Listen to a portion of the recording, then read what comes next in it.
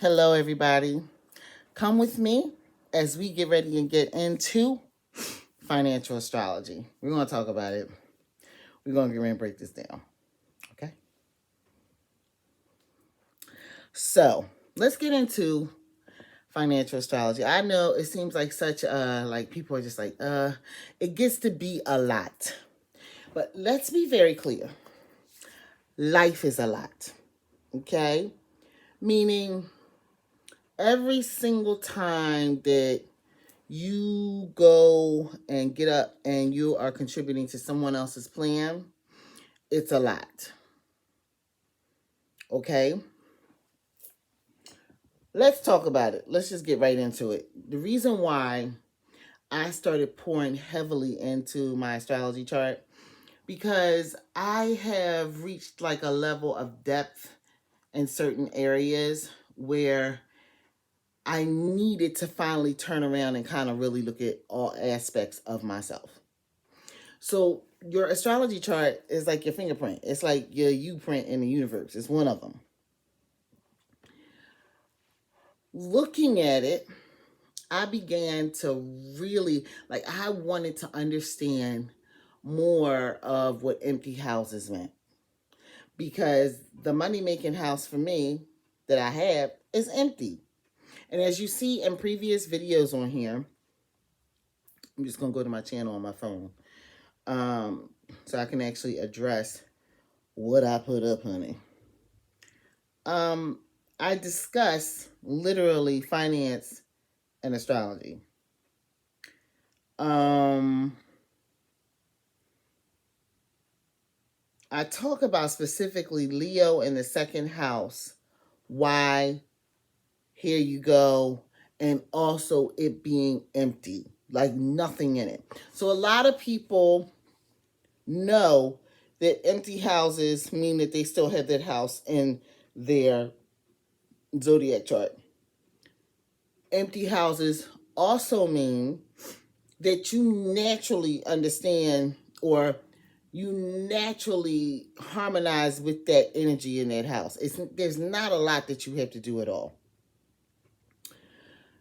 However, when you have houses with planets in them, they help to bring forward more of you or to show you areas or help to bump areas where you might be lacking in that actual sign or areas that you need to actually fix in that actual sign. Take, for instance, I was looking at a Mars in fall this morning, Mars in Cancer. Mars is a malefic planet, but it also is a moving planet. It's a planet of action. It's a get up and go planet, okay? If you have Mars sitting in Cancer, it doesn't like to be there. It doesn't like to be there. And you think it's just a water thing. It's got something to do with the moon and the very inherent sign of Cancer being about the mother. When Mars is sitting in there, there are issues with mom.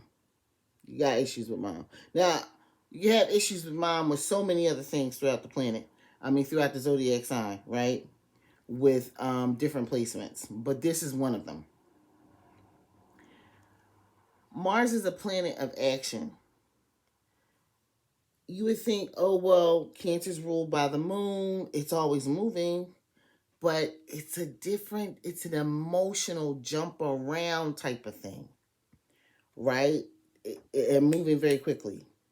Mars moves at night. Mars is about war. Mars is about action. It's about energy. I would say because Mars rules Aries and Scorpio, it's the ancient ruler of Scorpio, but specifically Aries, it's like this happy get up and we got stuff to go and do type of energy that you're looking at.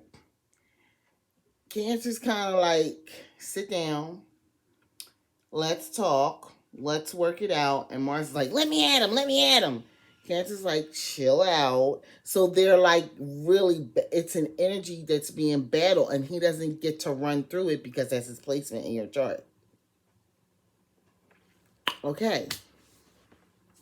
One of the many things that you can do when it comes to planets in places that are in their fall or in their detriment in your chart, and you need to just look it up because it's there's so many different websites that are going to explain to you planets in their detriment and fall. You could just literally kind of type that into Google and figure this out. But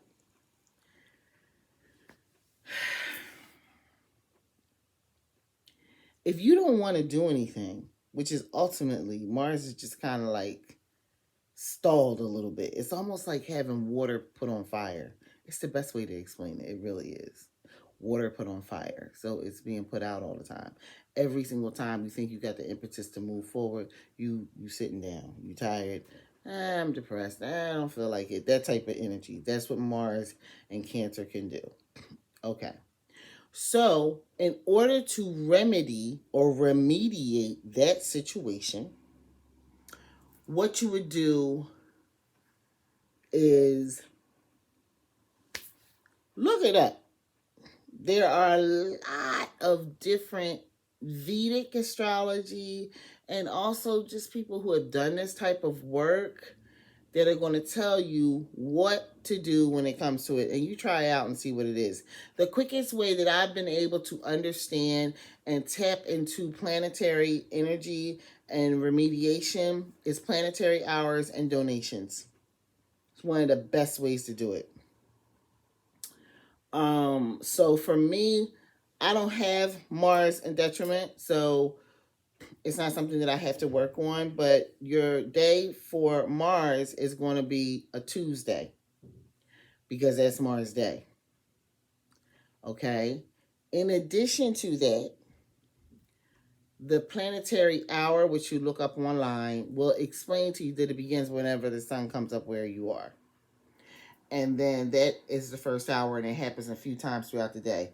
Mars likes to work heavily at night, though, so it's good to, or I should say this: Mars may be done working at night, so it's cooler energy at night. It's not hot and dry.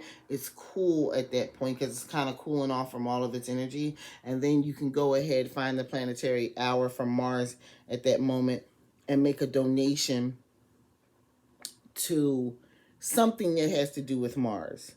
Generally, soldiers, veterans, surgery units, anything that has to do with the not so good things of life, you know? Because Mars is a malefic planet, like Saturn. It's about the stuff that nobody really wants to look at. So you might want to volunteer with disabled veterans or something like that. That might be that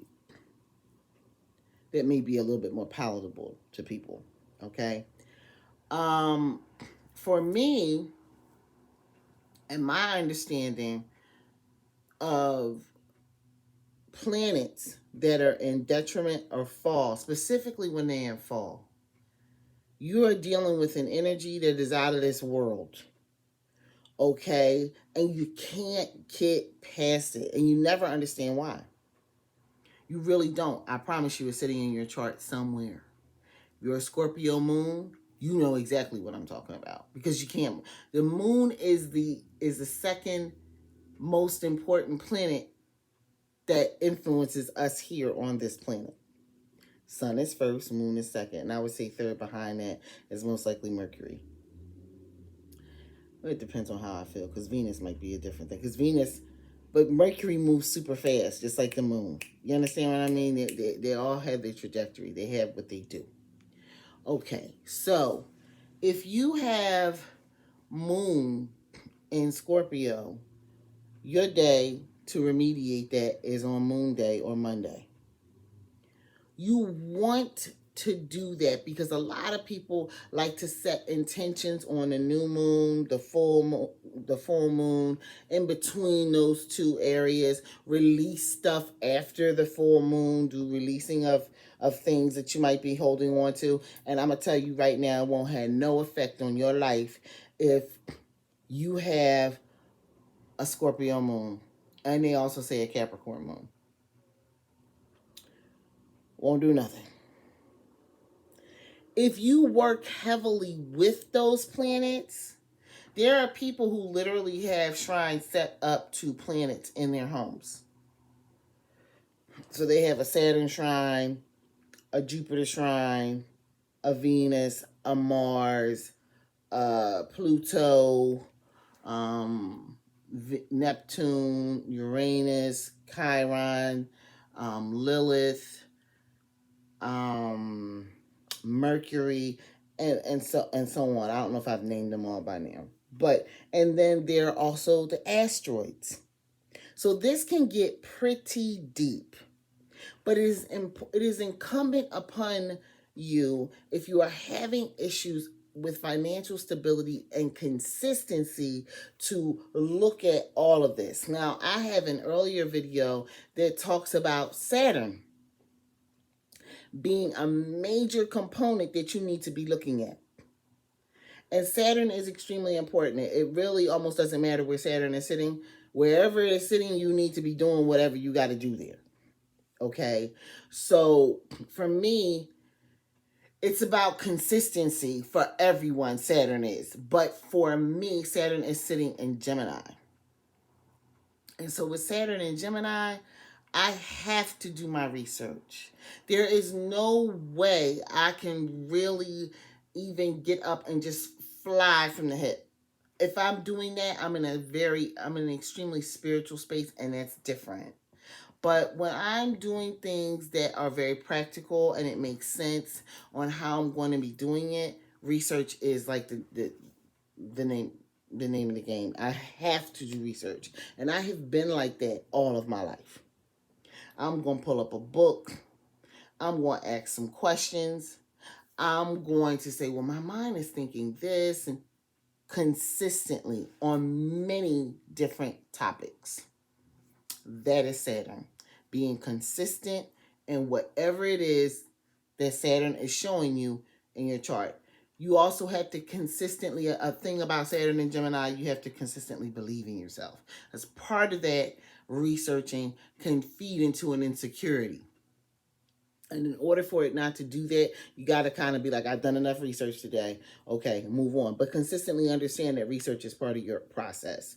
Understanding things, but not to invalidate yourself, but to give yourself more of a footing when you're talking about things. Being able to be like, oh, I found it at this website. I have this link here. This backs up this, da da da da. So people understand that you know what you're talking about. Okay? Let's get into the second house astrology. Second house is about money, period. It is where Taurus is. It's where Venus is. She owns that house. Anything moving through there is being influenced by Venus. As I said, no matter what the sign is, if it is empty, you are already embodying that energy in the second house. But if you have planets that are holding you back, if you have placements that make it so that you're like one step forward, two steps back, this is when you start to look into where your placements are. Degrees even too. Degree is important, but really where your placements are, and if they are exalted, if they are in detriment, or if they are in fall. If they're in fall, you got to do something about it. Okay? It's important to understand that you must give of yourself to sort of balance that energy in you. It's almost like working off the energy. It's like that. That's the best way that I can explain it. So, Moon and Scorpio. I'm going to go back to Moon and Scorpio. We're going to come back to the Leo in the second house with nothing in it. But I explained that heavily in another video. But let's talk about Moon and Scorpio. Moon and Scorpio, you got to develop a relationship with your mother. You got to pick up the phone. You have to call her. In most cases, Moon and Scorpio, your mother can push your buttons. Oh, yes, she can. but you got to call her. See how she's doing. She's passed away. Um, it would get more so into an ancestral process, and that's a whole nother conversation for a different day, because then you're setting up something totally different, and we're not here to talk about that. But ultimately, you could build that relationship there. Another way of mitigating mother energy, if you have a Moon and Scorpio situation going on, is to donate to mother organizations. Donate to single mothers. Donate to moms who need help. Maybe, and just, find an organization that does it. A person who, like, there's a woman here, I think she calls herself the fairy godmother. I don't remember everything. I may follow her on Instagram, so I'm just going to pull it up very quickly. But yes, I do. She's called the Black Fairy Godmother on Instagram. Okay, so the Black Fairy Godmother official. She does a lot helping single moms. Okay, period, because it's on her heart. I would imagine. I don't know her at all, but I would imagine that it's on her heart to do that. You could help her. She has like a whole list, a roster of people that you can send money to. You can just make a quick donation there. It's very easy. Okay. Let's get to Mercury. If you have a planet in retrograde, you automatically have to do a remediation. Just do it. Don't even bother researching it. So if you got it in retrograde, Mercury in retrograde, do it. That's donating to children's organizations. Anything that's going to help a child. Because they talkative, they like to talk, and they move fast. Okay? Those are children. You're going to do that. You're going, especially education organizations. Ones that I've recently have found is Cradles to Crayons. Very good. If you have Jupiter in retrograde, you're going to donate to priest organizations that have something to do with churches, or a priest in a tradition who maybe they need honey. They need lots of honey. So you take and get them a gallon every single week of honey. I'm just dropping this off, or I'm shipping this to you so you have this. Do you need anything else? That type of thing. They may have a list up if they have a 501c3 organization and they have a website. You may be able to go and look and see what type of donations it is that they accept. Okay? Anytime you have a planet in retrograde, you just got to go ahead. Next, Neptune. Neptune is a planet. I think by the very nature of Neptune, you just got to do a remediation. Because it makes things unclear. It makes things like you're not quite seeing everything is right there with Neptune. You're seeing other things that other people aren't seeing. But nonetheless, for clarity, Neptune deserves a remediation, and check where it is. So I have Neptune in a place where I had to stay on top of my health. Because surprises can come out of that bad boy, and we want to make sure that we stay on top of that. Okay? Uranus. You want to be looking at Uranus. You want to look and see where your Uranus is and do a remediation to it. Now, and I know a lot of people go, oh, but these are generational, but they still have an effect on your life. They still have an effect on your life. Saturn is huge. Saturn is huge, baby. Huge. You want to see, because I feel that a lot of people like to look at it from, sun, moon, or rising. You need to be looking at your sun. You need to be looking at all of it and understanding what it does. But I think it takes time of learning and slowly layering in those other planets. But if you're having an immediate financial crisis, there are a couple of planets you want to look at. Find out where your Jupiter is.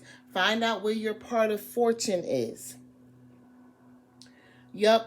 If, like, take for instance, if part of fortune is sitting in the 12th house, you're not paying it no mind often, and you don't even know that you need to engage it,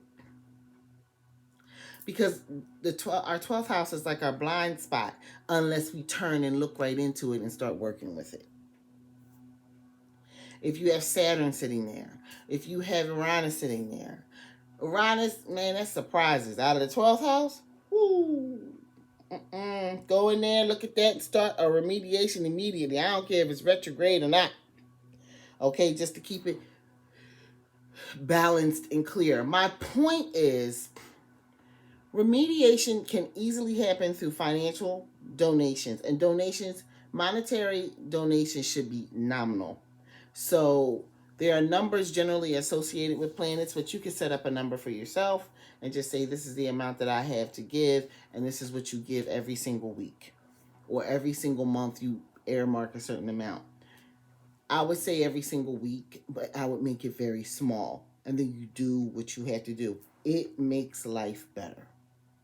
There are other things that they will tell you to do within regards to wearing certain colors that go with different planets and stuff like that too, as you look it up and find different things. Some stuff you may or may not want to do, but I found that, not, small nominal monetary donations help with everything. Okay? So that is going to help with your finance. And you want to see, like, take for instance, if Uranus and Neptune are sitting in your second house, well, the second house is a financial house. So you want to do some remedy for that. And especially if they're retrograde, just do the remedy. Okay? If, however, they're in a if however Uranus or Neptune, because I don't know that they have the same type of planets that would speak the same way. I'm thinking that they wouldn't, because they just wouldn't. If they are in the second house in a zodiac sign that's good for them, you don't have to do as much. And you should be able to feel that energy.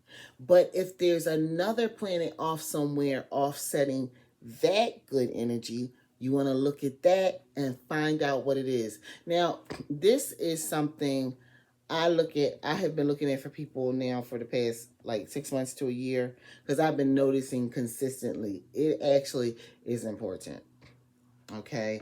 I think I did, let me check. I know I did my first moon remediation last year. I've always worked with the moon, but now I understand working with the moon is more than just working with the moon. It's more than setting intentions on the new moon. You need to be talking to your mother, because the moon represents our mother. Even if you have something, the moon represents our mother. It's the fourth house placement anywhere on the chart. That's what it is. Okay? So you want to understand that